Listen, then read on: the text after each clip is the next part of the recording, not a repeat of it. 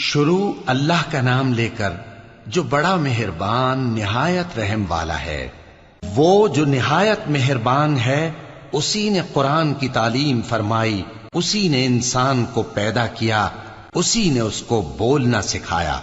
سورج اور چاند ایک حساب مقرر سے چل رہے ہیں اور بوٹیاں اور درخت سجدہ کر رہے ہیں، اور اسی نے آسمان کو بلند کیا اور میزان عدل قائم کر دی کہ اس میزان میں حد سے تجاوز نہ کرو، اور انصاف کے ساتھ ٹھیک تولو اور تول کم مت کرو۔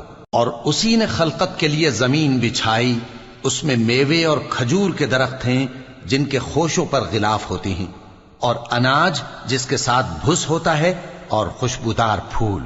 تو اے گروہ جن و انس، تم اپنے پروردگار کی کون کون سی نعمت کو جھٹلاؤ گے؟ اسی نے انسان کو ٹھیکرے کی طرح کھنکھناتی مٹی سے بنایا اور جنات کو آگ کے شعلے سے پیدا کیا، تو تم اپنے پروردگار کی کون کون سی نعمت کو جھٹلاؤ گے؟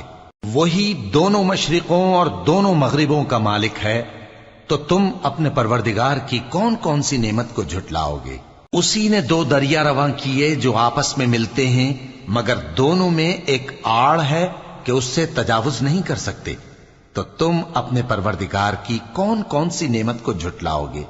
ان دونوں دریاؤں سے موتی اور مونگے نکلتے ہیں، تو تم اپنے پروردگار کی کون کون سی نعمت کو جھٹلاؤ گے؟ اور جہاز بھی اسی کے ہیں جو سمندر میں پہاڑوں کی طرح اونچے کھڑے ہوتے ہیں، تو تم اپنے پروردگار کی کون کون سی نعمت کو جھٹلاؤ گے؟ جو مخلوق زمین پر ہے سب کو فنا ہونا ہے، اور تمہارے پروردگار ہی کی ذات جو صاحب جلال و کرم ہے باقی رہے گی۔ تو تم اپنے پروردگار کی کون کون سی نعمت کو جھٹلاؤ گے؟ آسمان اور زمین میں جتنے لوگ ہیں سب اسی سے مانگتے ہیں، وہ ہر روز کسی نہ کسی کام میں ہوتا ہے، تو تم اپنے پروردگار کی کون کون سی نعمت کو جھٹلاؤ گے؟ اے دونوں جماعتوں، ہم ان قریب تمہاری طرف متوجہ ہوتے ہیں، تو تم اپنے پروردگار کی کون کون سی نعمت کو جھٹلاؤ گے؟ اے گروہ جن و انس، اگر تمہیں قدرت ہو کہ آسمان اور زمین کے کناروں سے نکل جاؤ تو نکل جاؤ، اور زور کے سوا تو تم نکل سکنے ہی کہ نہیں، تو تم اپنے پروردگار کی کون کون سی نعمت کو جھٹلاؤ گے؟ تم پر آگ کے شعلے صاف اور دھواں ملے چھوڑ دیے جائیں گے، تو پھر تم ان کا مقابلہ نہ کر سکو گے، تو تم اپنے پروردگار کی کون کون سی نعمت کو جھٹلاؤ گے؟ پھر جب آسمان پھٹ کر تیل کی تلچھٹ کی طرح گلابی ہو جائے گا تو وہ کیسا ہولناک دن ہوگا، تو تم اپنے پروردگار کی کون کون سی نعمت کو جھٹلاؤ گے؟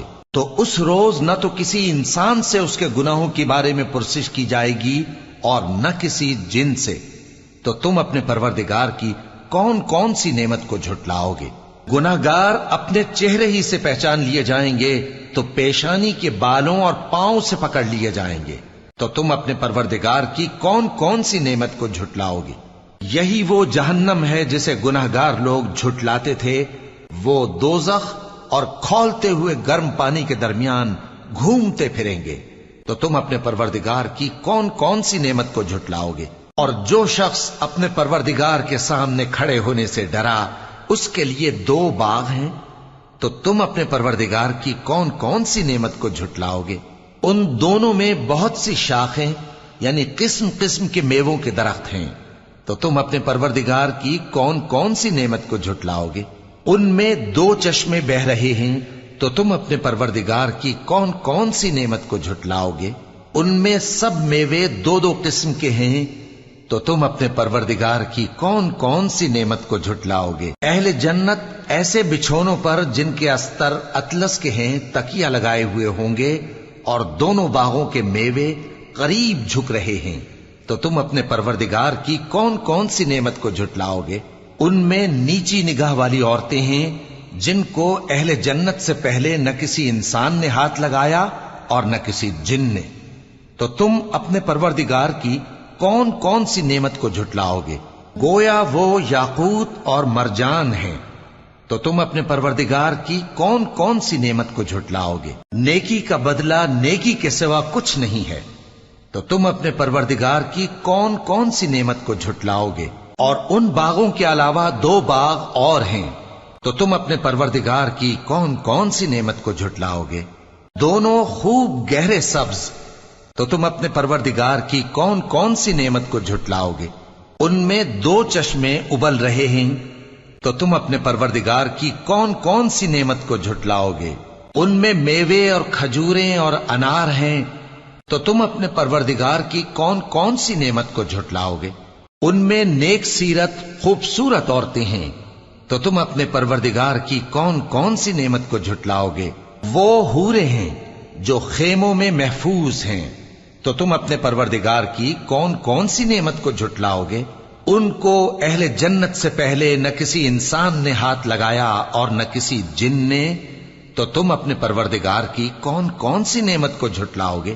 سبز قالینوں اور نفیس مسندوں پر تکیے لگائے بیٹھے ہوں گے، تو تم اپنے پروردگار کی کون کون سی نعمت کو جھٹلاؤ گے؟ اے نبی صلی اللہ علیہ وآلہ وسلم، تمہارا پروردگار جو صاحب جلال و کرم ہے، اس کا نام بڑا بابرکت ہے۔ شروع اللہ کا نام لے کر جو بڑا مہربان نہایت رحم والا ہے۔ الف لام را، یہ کتاب روشن کی آیتیں ہیں۔ ہم نے اس قرآن کو عربی میں نازل کیا ہے تاکہ تم لوگ سمجھ سکو۔ اے پیغمبر، ہم اس قرآن کے ذریعے سے جو ہم نے تمہاری طرف بھیجا ہے تمہیں ایک نہایت اچھا قصہ سناتے ہیں، اور تم اس سے پہلے بے خبر تھے۔ جب یوسف نے اپنے والد سے کہا کہ ابا، میں نے خواب میں 11 ستاروں اور سورج اور چاند کو دیکھا ہے، دیکھتا کیا ہوں کہ وہ مجھے سجدہ کر رہی ہیں۔ انہوں نے کہا کہ بیٹا، اپنے خواب کا ذکر اپنے بھائیوں سے نہ کرنا، نہیں تو وہ تمہارے حق میں کوئی چال چلیں گے۔ کچھ شک نہیں کہ شیطان انسان کا کھلا دشمن ہے، اور اسی طرح اللہ تمہیں برگزیدہ و ممتاز کرے گا اور خواب کی باتوں کی تعبیر کا علم سکھائے گا، اور جس طرح اس نے اپنی نعمت پہلے تمہارے دادا پر دادا ابراہیم اور اسحاق پر پوری کی تھی، اسی طرح تم پر اور اولاد یعقوب پر پوری کرے گا۔ بے شک تمہارا پروردگار سب کچھ جاننے والا ہے، حکمت والا ہے۔ ہاں، یوسف اور ان کے بھائیوں کے قصے میں پوچھنے والوں کے لیے بہت سی نشانیاں ہیں۔ جب انہوں نے آپس میں تذکرہ کیا کہ یوسف اور اس کا بھائی ابا کو ہم سے زیادہ پیارے ہیں، حالانکہ ہم جماعت کی جماعت ہیں، کچھ شک نہیں کہ ابا کھلی غلطی پر ہیں۔ یوسف کو یا تو جان سے مار ڈالو یا کسی ملک میں پھینک آؤ، پھر ابا کی توجہ صرف تمہاری طرف ہو جائے گی، اور اس کے بعد تم نیک لوگوں میں ہو جاؤ گے۔ ان میں سے ایک کہنے والے نے کہا کہ یوسف کو جان سے نہ مارو، کسی اندھے کنویں میں ڈال دو کہ کوئی راہگیر اسے نکال کر کسی دوسرے ملک میں لے جائے گا۔ اگر تم کو کرنا ہی ہے تو یوں کرو۔ یہ مشورہ کر کے وہ اپنے والد سے کہنے لگے کہ ابا جان، کیا سبب ہے کہ آپ یوسف کے بارے میں ہمارا اعتبار نہیں کرتے؟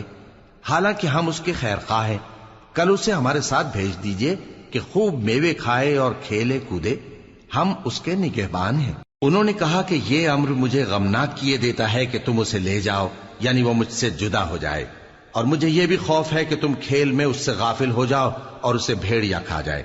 وہ کہنے لگے کہ اگر ہماری موجودگی میں کہ ہم ایک طاقتور جماعت ہیں اسے بھیڑیا کھا گیا تو ہم بڑے نقصان میں پڑ گئے۔ غرض جب وہ اس کو لے گئے اور اس بات پر اتفاق کر لیا کہ اس کو اندھے کنویں میں ڈال دیں، اور ہم نے یوسف کی طرف وحی بھیجی کہ ایک وقت ایسا آئے گا کہ تم انہیں ان کے اس سلوک سے آگاہ کرو گے، اور ان کو اس وحی کی کچھ خبر نہ ہوگی۔ اور یہ حرکت کر کے وہ رات کے وقت باپ کے پاس روتے ہوئے آئے، کہنے لگے کہ ابا جان، ہم تو دوڑنے اور ایک دوسرے سے آگے نکلنے میں مصروف ہو گئے اور یوسف کو اپنے اسباب کے پاس چھوڑ گئے تو اسے بھیڑیا کھا گیا، اور آپ ہماری بات کو گو ہم سچ ہی کہتے ہیں باور نہیں کریں گے۔ اور ان کے کرتے پر جھوٹ موٹ کا لہو بھی لگا لائے۔ یعقوب نے کہا کہ یوں نہیں ہے، بلکہ تم اپنے دل سے یہ بات بنا لائے ہو۔ اچھا، صبر، کہ وہی خوب ہے، اور جو تم بیان کرتے ہو اس کے بارے میں اللہ ہی سے مدد چاہیے۔ اور اب اللہ کی شان دیکھو کہ اس کنویں کے قریب ایک قافلہ آوارد ہوا اور انہوں نے پانی کے لیے اپنا سقا بھیجا، تو اس نے کنویں میں ڈول لٹکایا، یوسف اس سے لٹک گئے۔ وہ بولا، زہے قسمت، یہ تو ایک لڑکا ہے، اور اس کو قیمتی سرمایہ سمجھ کر چھپا لیا۔ اور جو کچھ وہ کرتے تھے اللہ کو خوب معلوم تھا، اور انہوں نے اس کو تھوڑی سی قیمت یعنی مادود چند درہموں پر بیچ ڈالا، اور وہ اس سے بیزار ہو رہے تھے۔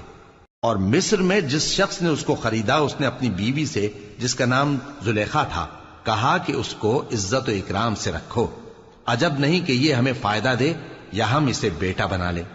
اس طرح ہم نے یوسف کو سرزمین مصر میں جگہ دی، اور غرض یہ تھی کہ ہم ان کو خواب کی باتوں کی تعبیر سکھائیں، اور اللہ اپنے کام پر غالب ہے لیکن اکثر لوگ نہیں جانتے۔ اور جب وہ اپنی جوانی کو پہنچے تو ہم نے ان کو دانائی اور علم عطا کیا، اور نیکوکاروں کو ہم اسی طرح بدلہ دیا کرتے ہیں۔ اور جس عورت کے گھر میں وہ رہتے تھے اس نے ان کو اپنی طرف مائل کرنا چاہا، اور دروازے بند کر کے کہنے لگی، یوسف جلدی آؤ۔ انہوں نے کہا کہ اللہ پناہ میں رکھے، وہ یعنی تمہارے میاں تو میرے آقا ہیں، انہوں نے مجھے اچھی طرح سے رکھا ہے، میں ایسا ظلم نہیں کر سکتا، بے شک ظالم لوگ فلاح نہیں پائیں گے۔ اور اس عورت نے ان کا قصد کیا اور انہوں نے اس کا قصد کیا۔ اگر وہ اپنے پروردگار کی نشانی نہ دیکھتے تو جو ہوتا سو ہوتا۔ یوں اس لیے کیا گیا کہ ہم ان سے برائی اور بے حیائی کو روک دیں، بے شک وہ ہمارے چنے ہوئے بندوں میں سے تھے۔ اور دونوں دروازے کی طرف بھاگے، آگے یوسف پیچھے زلیخا، اور عورت نے ان کا کرتا پیچھے سے پکڑ کر جو کھینچا تو پھاڑ ڈالا، اور دونوں کو دروازے کے پاس عورت کا خاوند مل گیا۔ تو عورت بولی کہ جو شخص تمہاری بیوی کے ساتھ برا ارادہ کرے اس کی اس کے سوا کیا سزا ہے کہ یا تو قید کیا جائے یا اسے دکھ کا عذاب دیا جائے۔ یوسف نے کہا، اسی نے مجھ کو اپنی طرف مائل کرنا چاہا تھا، اور اس کے خاندان میں سے ایک گواہ نے گواہی دی کہ اگر اس کا کرتا آگے سے پھٹا ہو تو یہ سچی اور یوسف جھوٹا ہے، اور اگر کرتا پیچھے سے پھٹا ہو تو یہ جھوٹی اور وہ سچا ہے۔ سو جب اس کا کرتا دیکھا تو پیچھے سے پھٹا تھا، تب اس نے زلیخا سے کہا کہ یہ تمہارا ہی فریب ہے، اور کچھ شک نہیں کہ تم عورتوں کے فریب بڑے بھاری ہوتے ہیں۔ یوسف